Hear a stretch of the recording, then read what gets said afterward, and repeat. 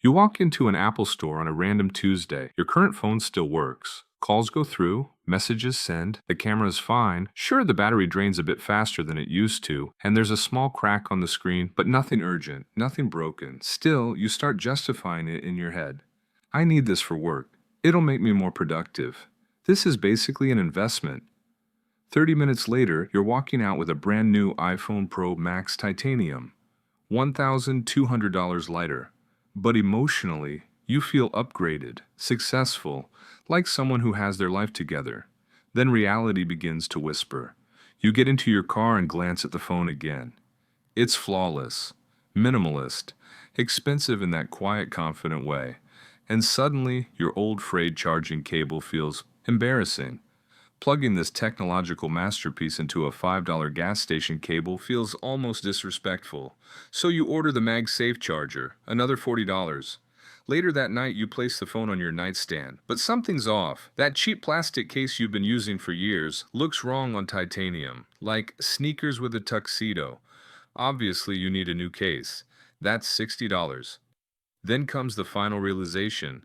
Your old wired headphones don't even connect anymore.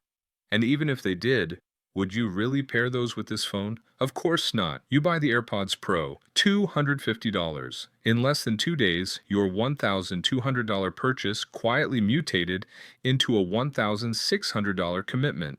No alarms, no warning, no moment where you said, "This is getting out of hand." And here's the important part. This wasn't a budgeting failure. This was psychology doing exactly what it's designed to do. This invisible chain reaction has destroyed more wealth than bad investments ever could. It explains why lottery winners go broke, why dream homes turn into financial prisons, and why upgrades so often feel exciting at first and suffocating later. This phenomenon has a name. It's called the Diderot Effect. Glad you're here. On this channel, we break down the invisible scripts that quietly drain your bank account. Most people think they spend money because they want things. Today, I'm going to show you something more unsettling. You often spend money because your other possessions are demanding it.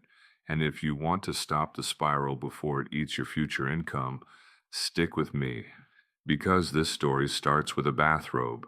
To understand why your purchases snowball out of control, we need to travel back to France, 1765. Meet Denis Diderot, philosopher, writer, co-founder of the Encyclopedia, one of the sharpest minds of his generation, and despite all that, he was poor. Diderot lived simply. Old clothes, worn rugs, a shaky wooden chair in a dusty study. Nothing matched, nothing impressed, and none of it bothered him. He was content. Then fate intervened.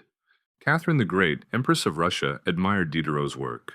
When she learned he was struggling financially, she made him an offer.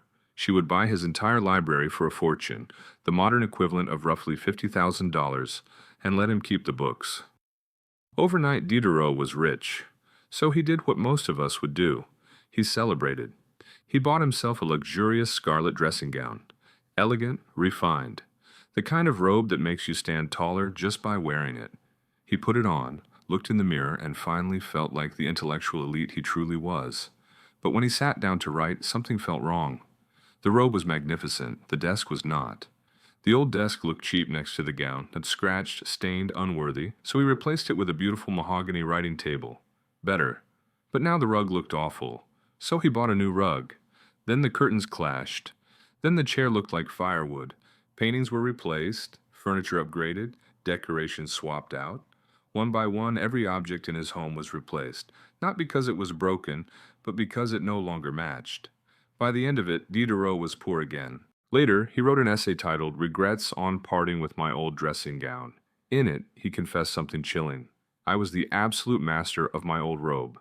I have become a slave to my new one. That sentence explains modern consumerism better than 1,000 finance books. This is the Diderot Effect. The introduction of a new, higher status item into your life creates pressure for everything else to rise to its level. We think we own our things. In reality, our things set expectations and then demand compliance. And this effect is far more dangerous today than it was in the 1700s, because modern marketing is engineered to trigger it at scale. Let's talk about the identity spiral. Let's say you decide to get serious about your health. You buy a high-end smartwatch? Why not? Health is priceless, but once it's on your wrist, your old outfit suddenly feels wrong. That cracked plastic band doesn't match the device, so you replace the strap. Then you need better sneakers. People like this don't wear beat-up shoes. Then a clean athletic jacket. Then a fitness app subscription to unlock the full potential. Then wireless earbuds. Then a second pair just for workouts. You didn't buy a watch. You bought an identity. This is the core mechanism of the Diderot Effect. Identity consistency. Humans crave coherence. When one visible part of your life upgrades, everything else that lags behind creates psychological friction. It feels uncomfortable. So you spend to resolve the discomfort. That's why luxury purchases are so dangerous. If you see yourself as a Honda Civic person, life is cheap. Jeans work. IKEA furniture is fine. Fast food is normal. But stretch to buy a Porsche. And suddenly, you're a Porsche person. Porsche people don't wear scratch sunglasses. Porsche people don't fly economy. Porsche people don't have mismatched furniture. The car becomes the anchor. Everything else must rise to meet it. This is why fake it till you make it is financial poison. Buying the Rolex before you can afford it doesn't make you rich. It enrolls you in a lifestyle subscription you can't cancel. And here's where people really get trapped. They calculate costs in isolation. You look at a $500 item and ask, can I afford this? Wrong question. The correct question is, what will this item demand next? Think about home renovations. You budget $10,000 for new kitchen cabinets. Sounds manageable, but once they're installed, the fridge looks ancient, so you replace it. Then the floor looks dated, then the living room looks depressing by comparison. That $10,000 upgrade quietly becomes $35,000. The cabinets were the scarlet robe. You were happy before. The upgrade created the dissatisfaction, which leads to an uncomfortable truth. Upgrades are often downgrades in disguise. When you buy expensive, fragile things, you lose freedom. You stop relaxing. You stop living. You become the caretaker of objects instead of the owner of your time. So how do we stop this? You don't need to reject nice things entirely. You just need defenses. First, predict the chain reaction. Before any upgrade, ask, what else will this require? Calculate the system cost, not the sticker price. Second, enforce a one-in, one-out rule. New sneakers in, old pair out. This caps accumulation and keeps you a user, not a collector. Third, practice strategic downgrading. Keep your visible status symbols modest.